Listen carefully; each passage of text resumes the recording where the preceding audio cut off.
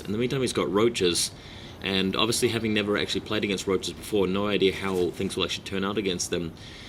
This will be a good learning experience for me to find out. And Medivac is there to help out. I'm going to need that stim packs to start working. So the Medivac actually gives vision to his roaches, so the firefight starts already. I feel like I've got slightly better range than he does, so that's useful. I'm still taking a couple of casualties there. Managed to kill a few roaches, so that's encouraging, but he's got a lot of roaches back at base.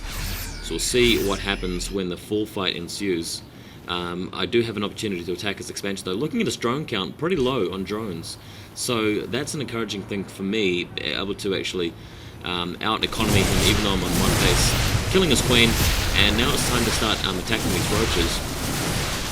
I want to start stim packing these guys up and doing a lot of damage, but these roaches are very powerful, as you can see. Losing my entire army to them. Luckily they don't have the air attack, otherwise they'd come on dropship as well. But man, as you can see, you really need to outnumber roaches pretty heavily if you want to defeat them, or have some sort of unit which does a lot of damage to them at once. They do have the ability to actually heal themselves very quickly. And anybody who's been following Starcraft 2 upgrades and so forth will know about that, even if you haven't played the game. I must admit, I have been following Starcraft 2, the news on it, fairly consistently as the game has been on display for us to see, so I do have a pretty good idea of what counters what and what each unit does. It's just what you want to develop a feel for when you're playing RTS games is how to read the play, and you want to be able to instantly see that if your opponent has X amount of these guys and if you have X amount of those guys, then you'll either win the battle or you won't. Now, in this sort of situation, I stimmed all my guys and I saw that he had roaches and zerglings, but I still lost because I've not really played enough StarCraft 2 to get a feel for what counters what, how many units I need to beat a certain kind of unit, and in future I'll be able to deal with that a bit better, but for now just learning. And really waiting for reinforcements here. Those barracks are quite good. You don't need so many barracks because once you've got one of those little add-ons, you can double the rate at which guys come out. So essentially I've got 3 barracks, one of them for producing marauders and the other one for mass producing marines 2 at a time, so that's equivalent of having 3 in the old version of the game.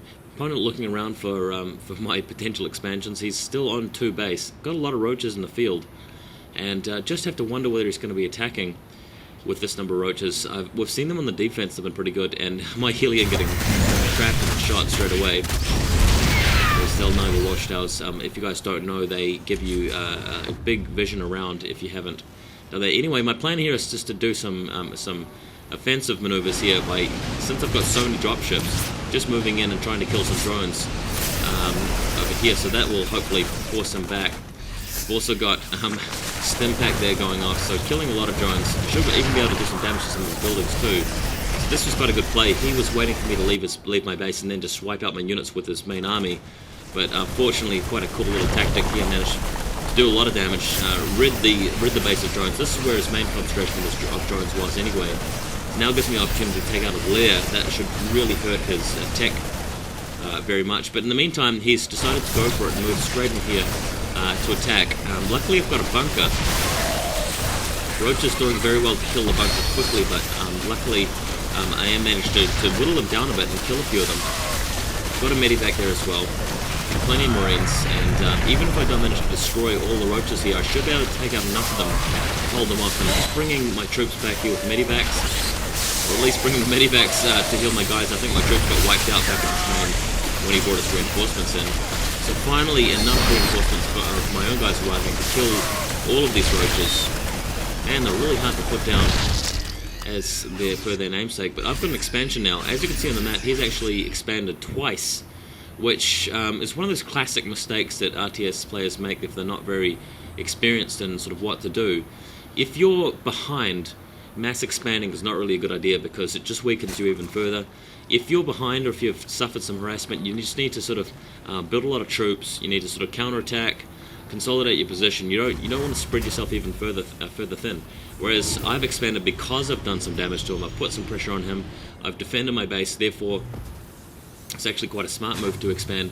But that's just basic, RTS 101 type stuff. I'm still playing people here who aren't really experienced at StarCraft 1, who don't play a lot of RTS games, even though it does appear that this guy's been playing StarCraft 2 a fair bit. And again, landing in a space with my my Marines, able to just instantly destroy all these drones and go for a stack there. And Zerglings versus SCVs, you'd think with that many Zerglings they do very well, but SCVs are very powerful in Starcraft 2. They're very tough, and they can easily survive a Zergling attack like that. Back in his main, managing to kill his Roach Warren, that's going to be really useful, and his spawning pool. So he's really just got no economy left to defend at this stage. Marines, if you guys haven't noticed, have been upgraded with their shields a long time ago. Marines normally start on 45 HP, I think, and they are up to 55 thanks to their shield. The shields and stimpaks, the only upgrades that they get. They don't have a range upgrade in Starcraft 2. They don't really need one. Range was really only useful against, well, it was useful against a lot of things, but it looks like you don't really need it that much, because if you want ranged, I mean, you can add in Marauders, which I believe have slightly longer range. Not too sure, you guys have to correct me there. Tanks, obviously very good with the range. Siege tanks don't seem to be as pivotal to the Terran army as they were in Starcraft 1, even though they are very useful. And my opponent on 3 bases now, rebuilding. I'm putting down some more expansions as well. It's just time to move out.